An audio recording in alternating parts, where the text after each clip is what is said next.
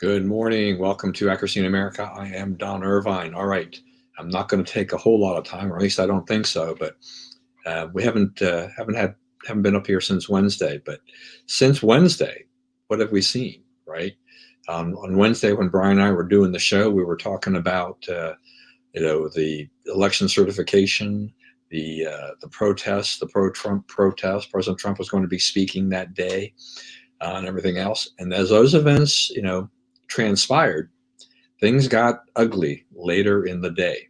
So while the protesters were encouraged by President Trump to, move up to Capitol Hill, what happened was that they wound up, breaching the security line of the Capitol Hill police, and then many of these protesters entered into the Capitol, the buildings, and just chaos ensued. Confrontations with the police. Police were overwhelmed. One Trump supporter was shot dead by a police officer. Another police officer, we have learned that police officers died of his injuries sustained during this whole chaotic situation. Arrests have been made. But this is just an absolute out and out travesty that we have seen here in our nation's capital. I don't know what happened here. I don't know what was in the minds of these people that were there at the protest to make them go and do what they want to do. Do they actually think they were going to overturn the election results? They put the lives of the congressmen and the senators that happened to be there jeopardy. Vice President Mike Pence. I mean, people were in gas masks. They were, they had to be locked. There was a lockdown. They were locked. The members were locked in their offices. Some offices were broken into. We've seen pictures on social media of some of the protesters taking pictures in various offices. It is madness. It is crazy. All right. What is really disappointing to me at this stage here is just that the ardent Trump supporters who have dug in their heels and have thrown out unsubstantiated reports about that this was Antifa and other people that were causing this problem. Well, if that was the case, why did this young 35-year-old Ashley Babbitt lose her life in this? She was an ardent pro-Trump person, right? She had lots of things on her social media accounts about President Trump and about all these, very conservative right-wing politics. She was definitely not part of Antifa. There was no evidence of this whatsoever. But once again, in the age of the internet, you get everything, and there's a lot, and believers want to believe, they want to stay true that this was not President Trump's fault, and then it's open for discussion. You can say that, the media has definitely said, and the liberals, on the Hill, Nancy Pelosi, Chuck Schumer, all these, they have said that this has been a result of that President Trump incited them to riot. President Trump did not play this well, in my opinion, at the beginning too, because while he condemned this, and he also said in the first video, "We love you." All right. He's now come out with a second, stronger video condemning all this action, so that there'll be a price to pay, for those that are arrested. He doesn't believe that this should have happened now. But one of the results of this was that Twitter locked his account for 12 hours, and then Facebook has basically locked President Trump out until he leaves office. And I don't have a problem with that. Okay, I know a lot of Trump people will have a problem with that, but I'm sorry, fair folks. I mean, we're talking about our country. We're talking about our nation's capital. We're talking about our representatives, our senators. And you have the audacity to go and break the police line to do this. All right. You are no better than the people we complained about last summer burning and rioting in cities, right? You didn't burn the Capitol down, but shoot, they found a couple of pipe bombs, one near the RNC and one near the DNC headquarters. There was some Molotov cocktails that were found in a truck. I mean, there's just some insanity going on here.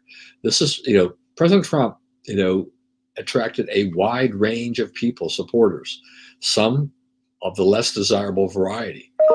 But they're also big activists, and they were out there and they were complaining and doing this. But look, President Trump has now finally conceded the election to Joe Biden. Well, guess what? He should have been, he had promised to do that with the Electoral College vote, which was on December 14th. So, here we are, what is it now, 24 days, 25 days later, and he finally gets around to doing that. That's not right. I mean, the election's been over for a while. President Trump has been fighting back with a lot of, court cases, a lot of lawsuits that have gone absolutely nowhere. There is no conspiracy here whatsoever in the courts to deny him his due rights. He's fought off here with the governor of Georgia and the secretary of state in Georgia and tried to pillory them. I'm sorry.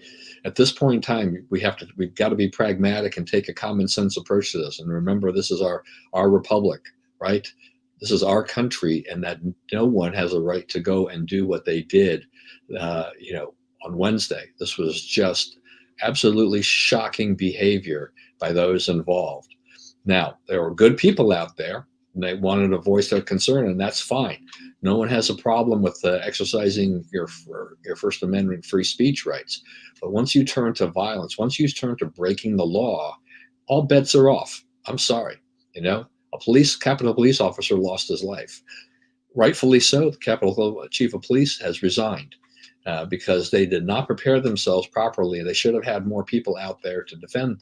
But on the other hand, I think some of this was, since Trump protests have generally been relatively meek and mild. They haven't risen to the level of violence that we saw over the summer with the Black Lives Matter, George Floyd protests, all those things that happened, during the summer of 2020. I think I understand that to a certain degree. But now what do we have? We've got spiked fences and all kinds of things in preparation for the inauguration on January 20th. This town, there's curfews and all kinds of things in our nation's capital. This, world leaders they're backing off. They're beginning to wonder, what is America? And that is, that's a legitimate question. What is America? What do we stand for? Where's our law and order? It just did not happen. So, it's unfortunate this has come to this because it didn't have to get this far. President Trump will be leaving office on January 20th. Luckily, I think Facebook is right, like I said before, to lock him out of Facebook. Twitter's released him, and he's now back on Twitter, but he seems to be much more muted at this point in time. Those are things that President Trump used as his megaphone. And a lot of it was whipping up people into a frenzy that didn't need to be done. He had a legacy that he could have left behind, in my opinion, of things of, good policies, things that had happened during his tenure. He couldn't, there wasn't a whole lot he could have done about COVID. Thank you to China for that. And I think they did. Maybe they could have done a better job, but I'm not sure the Democrats would have done a whole lot better. Have they had the same situation dumped on them? The economy is, starting to recover slowly, but it's recovering. And we are still generally, most people, are better off than they were. And they understand that, you have something like this, like COVID, and, this is going to be tough.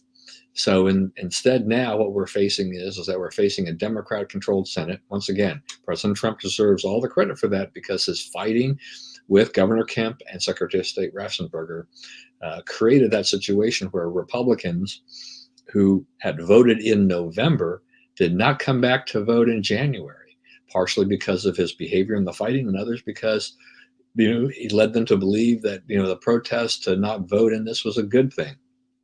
That was not good advice. David Ossoff wound up getting higher percentages of votes in counties than he did in November. David Perdue had beaten Ossoff by 88,000 votes, just not enough to get to the 50% threshold. And he lost, by what, 20 or 30,000 votes. So, there was a big flip. Democrats did a great job of getting the vote out. They spent a lot of money. Republicans, where are you? What did you do here, during this period of time? So this is what we have to look forward to, is that 4 years, of Biden-Harris and, President Trump, who might have been able to run in 2024. I don't know that who's going to accept him. The populist base, maybe, but there's a lot of damage done here. And then I think, from this event, and I think, as others have said, reputation is in tatters. He had a legacy. He had a legacy that he could have left behind. And it's not going to be there. What are people going to remember President Trump in the end? You're going to remember the last thing you did, really, or last thing that you were involved in. And that was these riots. And that is not a way to go out by any stretch of the imagination, right? I think it would have been far better for him to have just conceded this race as he had promised to do back on December 14th and just be magnanimous about it and move on. Fight for every legal vote you can in the courts or whatever. Let it be. But you also should have had better lawyers if you really thought you had a case. Where was your evidence? So a lot of issues that have got to be resolved here. But for the Republicans that also stood up, and supported, overturning this election, I'm not sure what you're going to be doing here in 2 years to 4 years hence. Do you really think that after all of this, that this is something that you want to be associated with? We have cabinet members, a couple of cabinet members have now resigned. We have several aides in the White House who were resigned in advance of January 20th as a protest to what happened on Wednesday. Think about it. This is just not the way you want to go out. All right. That's enough of that. I didn't want to go on and on and on about this, but I just had to get my 2 cents in here that this was a terrible stain on our country. And I don't care what side of the equation you're on. And if you're an ardent Trump supporter, look, I voted for him twice, but there's just no way I could vote for him a third time in 2024 should he decide to run. I think that, we need somebody to take up a mantle and do kind of things that Trump did on the positive side, but without the personality issues and things like that going forward. We have got to move forward. We've got to move on. I'm not trying to sell out. I'm just trying to be honest about it. All right. Let's see what happens to our country going forward. I think believe it or not, I'm actually going to look forward to a boring Biden-Harris start, because I think we all need a breather and all need a chance to recover from not really the last 4 years, but probably the last 2 months. All right. Thanks a lot for being here today. As always, stay safe, stay well. Remember, we live in the greatest country in the world. Don't let anyone tell you otherwise. God bless America, and I'll see you on Monday.